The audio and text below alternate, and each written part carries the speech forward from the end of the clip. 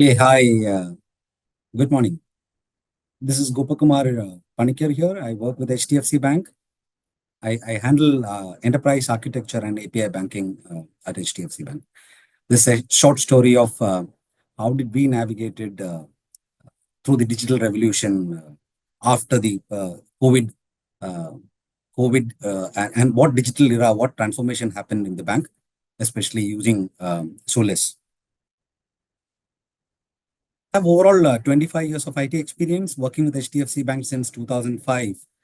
As I said, I'm handling enterprise architecture and API banking.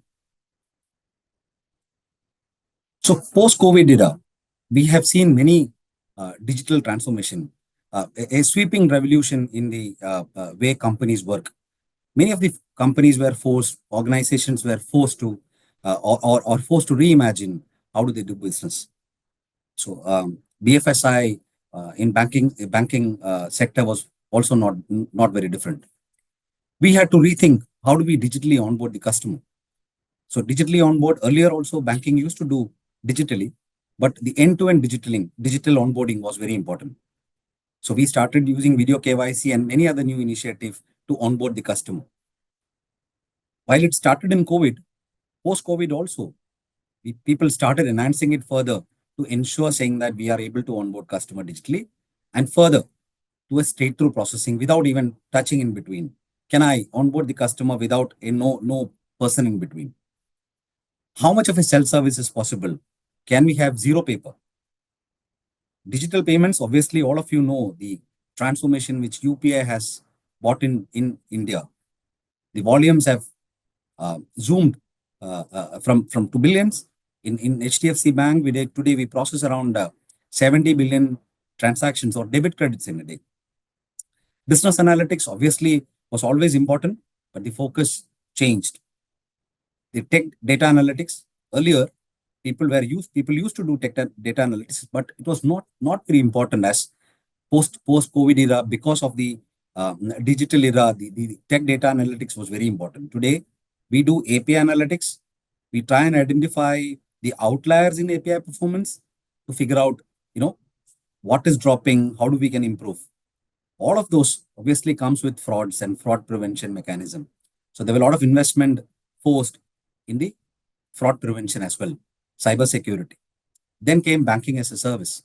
While many of the people used to use banking as a service, but the entire fulfillment journey using banking as a service by a partner, issuing a cards, issuing loans, all of those become mandatory after the COVID and the next digital revolution. What banking had to change? Obviously, the origination services, as I said, changed. Customer services, can we have zero touch, zero paper services? Payments, obviously, the way we handle payments changed. AI become obviously the integral part of banking, obviously for doing customer service.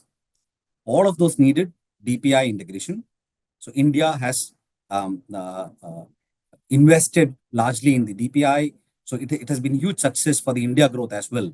So Aadhaar, Face Auth, digital DigiLocker, citizen data, account aggregator, all of them today is playing a large role or a critical role to underwrite a customer, to get information about the customer, to underwrite a customer. So that DPI is transforming how an industry is working today. Banking as a service, the organizations were forced to innovate new products, partnership business. While we grow by using brick and mortar mechanism, as a brick and mortar, we also wanted to grow along with partnership.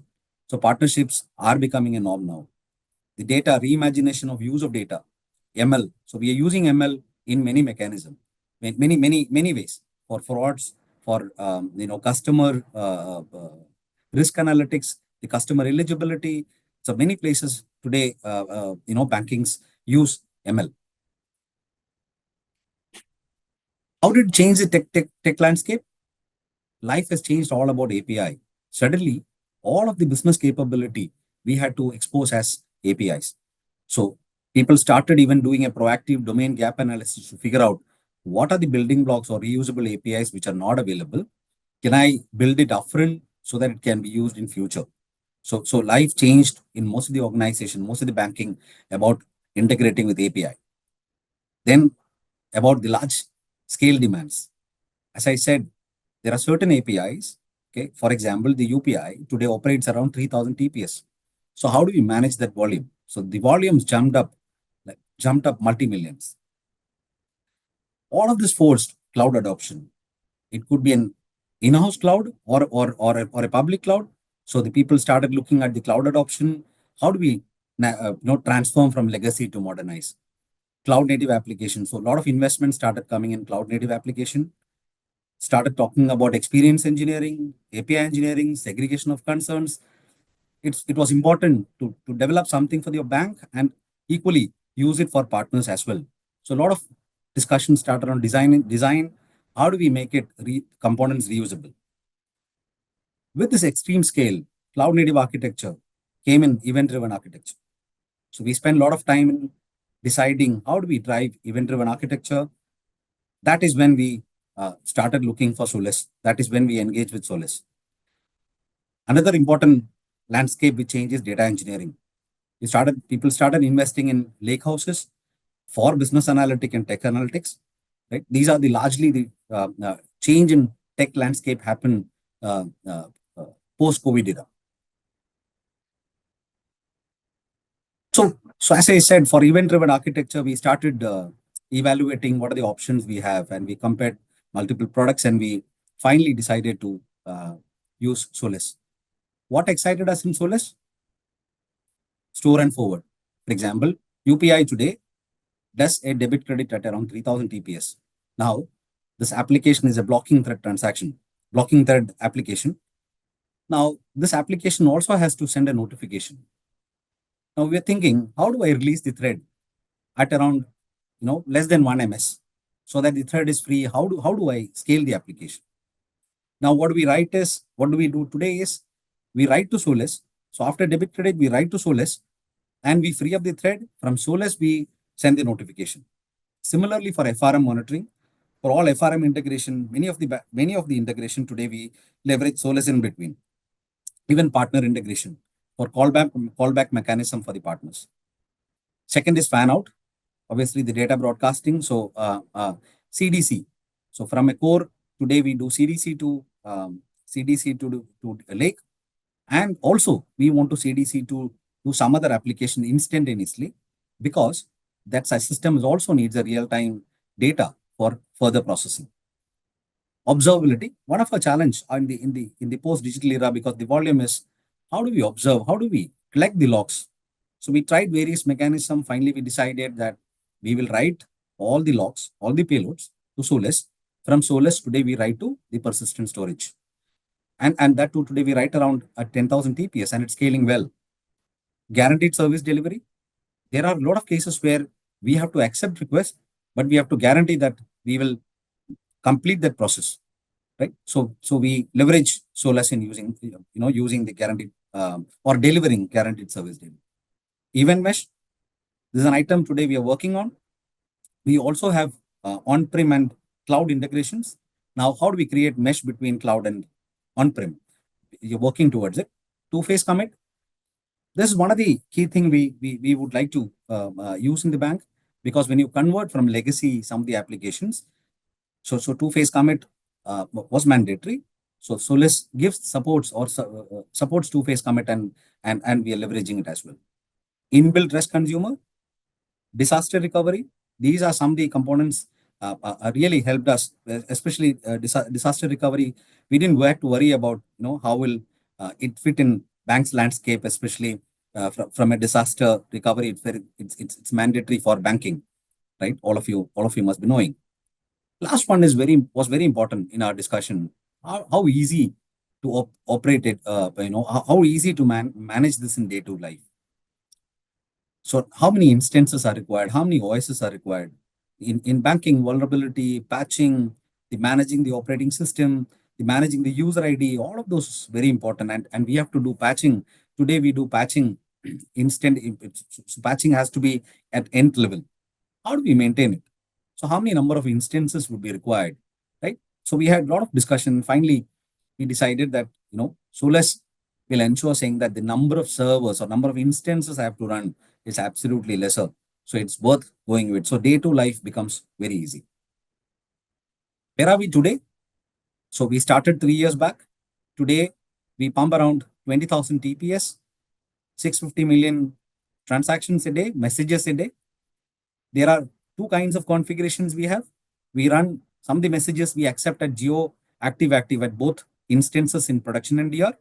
For some instances, we accept only at production and we replicate to DR. So we have both kind of configuration. And today throughput is around 250 Mbps. So that's where we are, and we are further scaling. What are the use cases we are using? First is, as I said, notification, the UPI messages, the fraud messages, the guaranteed delivery at zero data loss. So these are some of the use cases today we are using, where for notifications, we accept the messages, we respond back to the calling channels in less than a millisecond, microseconds. From there, we send the transactions to the aggregator and the consumer. That's how it goes. So it is ensuring, saying that the calling application or the channel doesn't need to wait for a larger time on or it can free up its threads for its next work. Partner integration. So there are many years, as I said, banking as a service is expanding. But there are many use cases where we have to call back partners. We have to call back and inform a status to the partner. What we have seen is, if we allow partners to inquire us, they definitely will inquire, but the inquiry TPS would be much more than a actual transaction TPS. Hence, we have re-engineered in some of the areas to make a call back to the partner. So what do we do today is we post an event to the Solace. From there, using REST line, we call back the partner. That is working well for us today. Risk monitoring, the FRM integration. So all of those systems today, all of the channels today, push data to the FRM system via Solace. So we write all the channels write messages to Solace. From Solace, we write to the FRM engine. And that's how we compute the risk and inform back to the channel. This is another use case which is successfully working for the bank, and we have integrated across 16 odd channels today. CDC, data capture from core systems. So we have started with our core banking, the liability core banking, to push data to Lakehouse. So we had a lot of discussion on how do we handle that integration, because we wanted this approach to be standardized. What we do should be standardized across all core system. Banking, many of the banks will have a core for liability, a core for asset, and a core for cards and prepaid and so on. So what we wanted to do was standardize the approach, what we do for liability, and that has to be across all systems. So what we have done is we use Golden Gate to replicate data from liability system to Solace. From Solace, we write to Lakehouse. This pattern is working well and is able to replicate near real-time data from our liability engine to Lakehouse. And that is successfully working for us. Now, we are going to replicate this to all systems, to all core systems, whichever systems wants to replicate to data to Lakehouse, whichever system doesn't have an application capability of real-time streaming. So that's our architecture decision, and we are moving ahead with, and it's working well for us too. Event-driven microservices. So we have started building many microservices as an event-driven microservices, where we are using Solace as the message broker.